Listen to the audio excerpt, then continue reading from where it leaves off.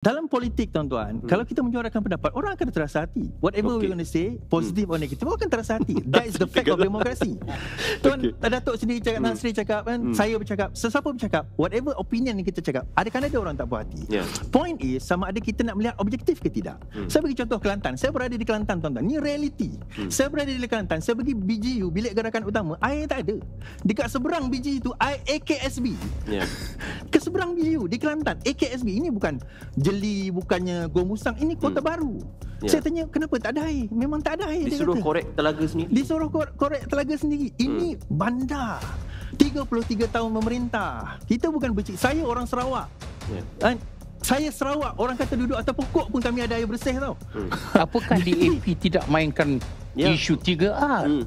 Ada juga dalam Sarawak. Dia punya pengundi semua 90% ambil daripada satu kaum. Dia pun kena betulkan dia punya pemikiran. Bukan pada orang Melayu. Dikatakan DAP sudah lebih cool down pada waktu pemerintahan Anthony Loke. Saya tengok macam ni lah. Ini saya punya pandangan sebagai orang luar. Kalau tengok apa yang di gelombang-gelombang ni, gelombang hijau. Masalahnya kita tidak attack parti politik. Kita attack agama Islam. Cuma soalan. Kita bersetuju dalam pandangan berkenaan tentang kos harga barang dan juga kos sara hidup ini mungkin sedang direkayasa dan juga sedang ditangani oleh pihak kerajaan dari semasa ke semasa. Ini perlukan suatu pemerhatian lanjut dari semasa ke semasa.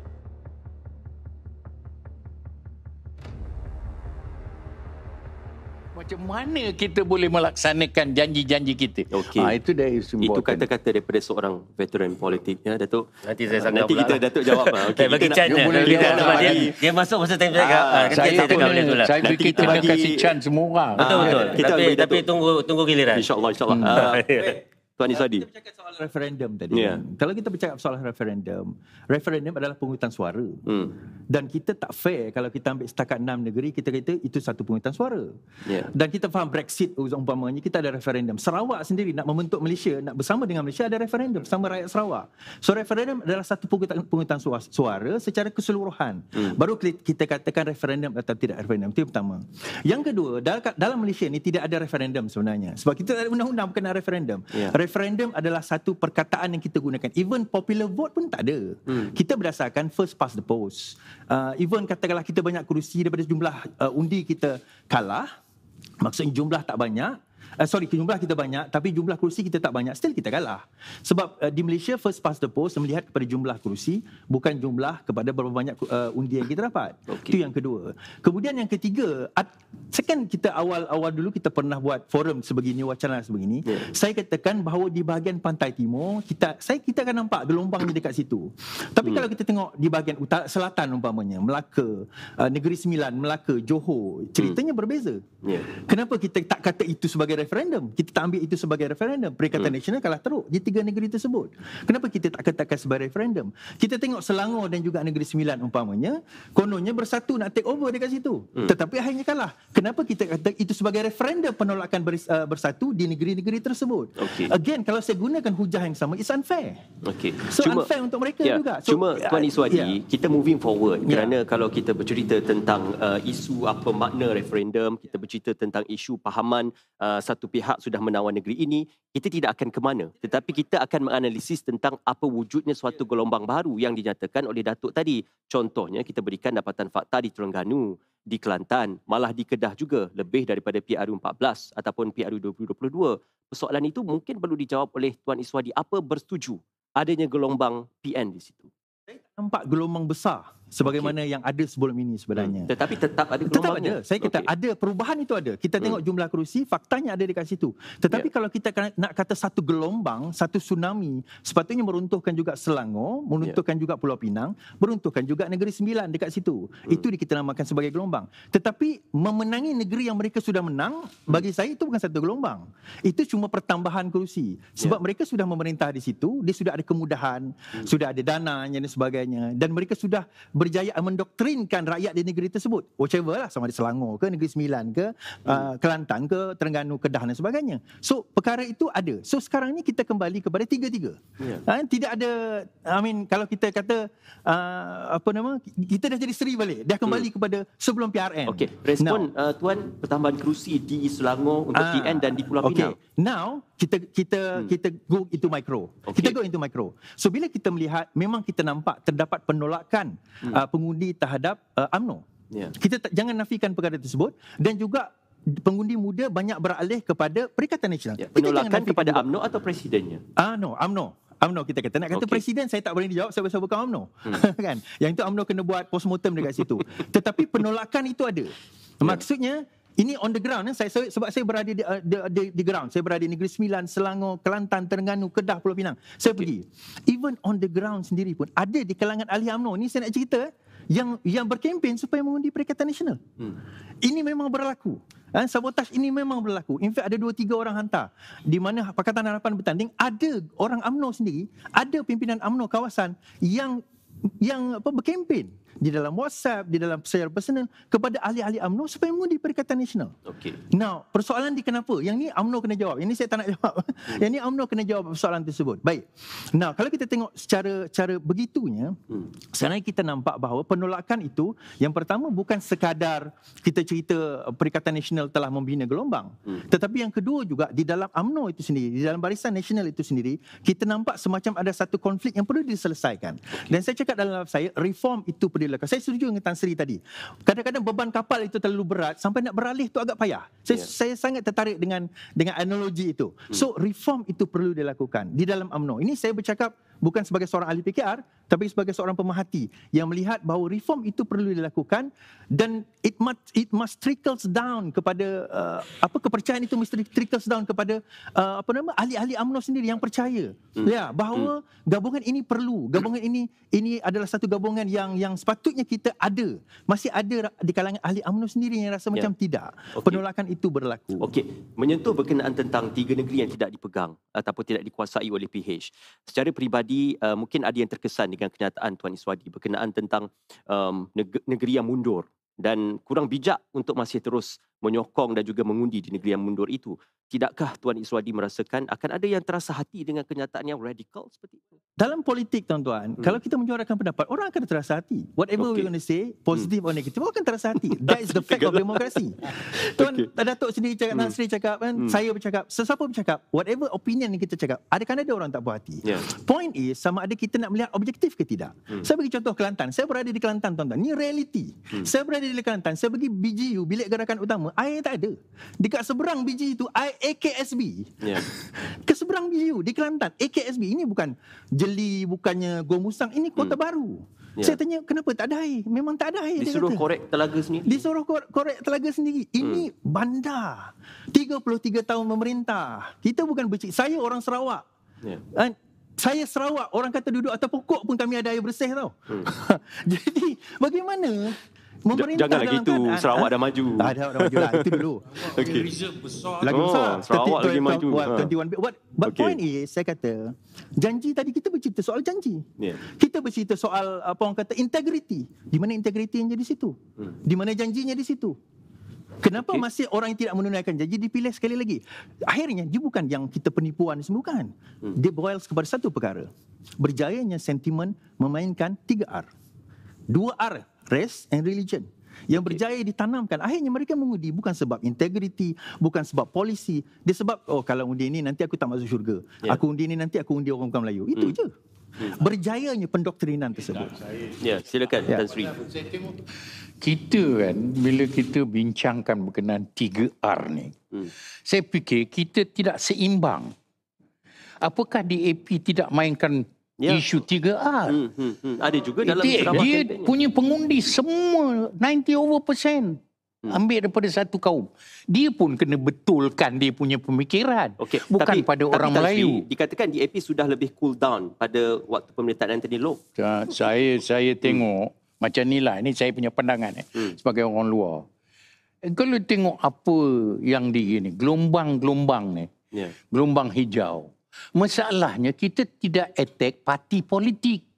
Kita attack agama Islam. That is wrong. That's why orang Melayu dalam UMNO tidak dapat menerima you bercampur dengan gulungan yang attack Islam. Okay. Saya nak ceritakan sikit ni berkenaan Islam ni. Pasal saya tak ada dalam politik, senang saya bercerita berkenaan Islam. Pasal apa? Dia punya, kalau kita tengok Guan Eng punya statement. Kita tengok Guan Eng. Kalau ini naik, habis kuil-kuil. Apakah dia terlupa bahawa melalui sistem yang selama ini negara ini ditubuhkan, masa merdeka dan sebelum merdeka, dia adalah sebuah negara yang diperintah oleh orang Islam. Kenapa Tan Sri ikut Lim Guan Eng sedangkan beliau sendiri pun nak jadi Ketua Menteri Pulau Pinang? Tak kira lah dia nak jadi apa pun. Guan Eng saya quote. Dia yang paling recent saya bercakap berkenaan Guan Eng. Tan Sri saya setuju. Tapi dalam masa yang sama, we are also, I mean, the other party are also playing the same game. So akhirnya kita ke mana? Itu point saya. Sama saja mana-mana pihak. Saya fikir kita kena balance. Saya fikir sebenarnya 3R bukan isu utama sekarang ni. Sebab kalau nak ikutkan isu yang paling kita marah sekarang ni adalah kalimah Allah. Apabila rayuan itu tidak diteruskan, sebenarnya itu menyebabkan orang Islam marah. Tapi tidak dimainkan. Boleh mainkan. Boleh kita berharap macam Haiset tapi kita tak buat. Tapi sebab tu saya cakap, kita kembali pada 10K tadi. Kegagalan kerajaan menyebabkan rakyat marah. Dia asal dia sebenarnya daripada gelombang PRU 15. Tapi dalam PRN ini ada kesempatan untuk rakyat tunjukkan rasa tak puas hati. Dan dalam masa 8 bulan ini, kerajaan ini telah menunjukkan kerajaan itu gagal. Dan kerajaan ini juga telah menunjukkan banyak salah kuasa, salah guna kuasa, tata kelola yang dilanggar, banyak perkara yang telah berlaku sampailah ke masalah-masalah basic kos sara hidup yang tinggi dan sebagainya tidak di-attend segera. Jadi rakyat ni bangkit. Bila kata tak ada gelombang, saya tak setuju. Apa buktinya kos sara hidup itu tidak ditangani segera, Datuk? Kerana kalau diikutkan dalam konteks inisiatif Rahmah dan juga Allahyarham Datuk Salahuddin Ayub menangani dan juga serius dalam menangani isu-isu kenaikan. Berikan contoh minyak masak pun dah berkurang harganya berbanding Rahmah tidak memberikan impak sebenar kepada peniaga. Peniaga yang subsidias untuk rakyat. Jadi kalau sebab itu dia tidak boleh dipertahankan sekejap. Sebab itu isu yang utama ketika itu adalah harga barang. Harga barang tidak ditangani dengan betul. Contoh saya beritahu. Bila Datuk Seri Anwar jadi Perdana Menteri, perkara pertama yang dia mengumumkan adalah menurunkan pada 5 hari bulan, dia umumkan 6 hari bulan Menteri Pertanian Mat Sabu akan mengumumkan harga telur turun. Tapi sekurang-kurangnya telur ada, Datuk. Tak. Inilah masalahnya. Masalahnya tak ada telur. Dulu zaman Covid kita bagi telur pada orang lagi. Ingat tak? Kita angkat banyak-banyak. Sekejap belum habis. Sekejap. I think benda yang macam ni saya nak tunjuk satu benda. Tak. Sekejap. Saya nak tunjuk satu benda. Silakan, Datuk. Bila Perdana Menteri mengumumkan harga telur akan turun pada 6 hari bulan, dan benda itu tidak berlaku sampai sekarang. Sebab dia tak faham kenapa telur itu kurang dalam pasaran dan harganya tak turun. 45 sen harga untuk grade A sampai kepada pengguna, peniaga pengeluar rugi 14 sen. Sebab itu telur tak ada. Jadi bila dia mengumumkan harga telur nak diturunkan, telur lagi tak ada.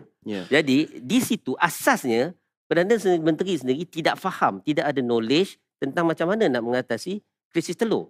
Ini baru satu perkara. Sebab itu bila kita tengok hal menangani harga barang ini telah dibangkitkan seawal bulan 2 lagi. Tapi tidak ada koordinasi yang betul dan tidak ada pendekatan yang integrasi daripada Menteri Pertanian, Menteri yang menjaga harga dan kementerian-kementerian lain. Sebab itu lambat ditangani dan setiap bulan kita nampak kadar inflasi itu ada. Dan baru diumumkan sampailah kita kata bulan 7 hari itu, kerajaan sebenarnya seolah-olah hilang kawalan. Tapi inflasi menurun. Kadar inflasi menurun tidak bermaksud harga barang tak naik. Dan kena tengok juga, dia bagi tahu 2.4% inflasi. Kadar menurun mungkin daripada bulan yang sama pada tahun lepas ataupun bulan yang sebelumnya. Tapi tetap inflasi itu naik 2.4%. 2.4% itu adalah keseluruhan, tidak menggambarkan item by item. Item telur misalnya, item tepung misalnya, kenaikan 5%. Item daging mungkin dalam 4%. So dia tidak menggambarkan 2.4%, tidak menggambarkan apa sebenarnya yang rakyat rasa. Sebab itu bila kerajaan keep on rasa denial, bila rakyat beritahu harga barang naik, apa yang dia kata? Dia kata tak ada aduan. Yang kedua dia kata apa? Tunjukkan bukti. Ini telah menyebab benda ni drag on. Tapi baru 8 bulan dah tu. Betul, 8 bulan tu setiap bulan ada kenaikan inflasi sebanyak 4%. Okey. Okey, silakan. Bila dia kata kenaikan tersebut tunjukkan bukti, kenapa tak boleh tunjukkan bukti? Memang ada bukti. Kenapa tak boleh tunjukkan? Kenapa kita nak tunjukkan bukti tak boleh? Okay, saya bagi contoh. Rakyat tunjuk bukti. Saya bagi contoh, harga ayam proses RM6.90 minggu lepas dekat Kelantan. Kita compare dengan masa PN memerintah dulu berapa? Per kilogram. Sekarang RM9 lebih. Semalam RM9 lebih mengatasi harga seling. Datuk beli kat mana tu Datuk? Belum, boleh tunjuk. RM6.90 di Kelantan. Saya boleh tunjuk. Okey. Berita. Saya bulan Datuk kan di beberapa negeri. Sekarang kita bagi penjelasan kepada Tuan Iswadi. RM6.90 kita kata di Kelantan saya ambil. Kemudian hari berikutnya naik RM7, RM6, bawah lagi harga shilling. Kita kata still ada harga shilling di situ.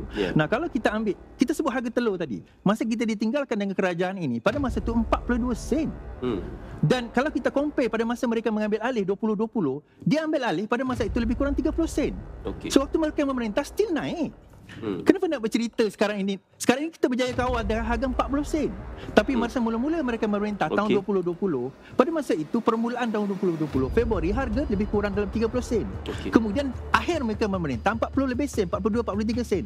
Kenaikan 10 sen dalam mereka memerintah dalam tempoh tersebut. Kenapa yang itu tidak disebut? Tiba-tiba kita berjaya kawal pada kadar mereka terakhir memerintah itu dikatakan harga barang naik. Cuma soalan. Kita bersetuju dalam pandangan berkenaan tentang kos harga barang dan juga kos sara hidup ini mungkin sedang direkayasa dan juga sedang ditangani oleh pihak kerajaan dari semasa ke semasa. Ini perlukan suatu pemerhatian lanjut dari semasa ke semasa.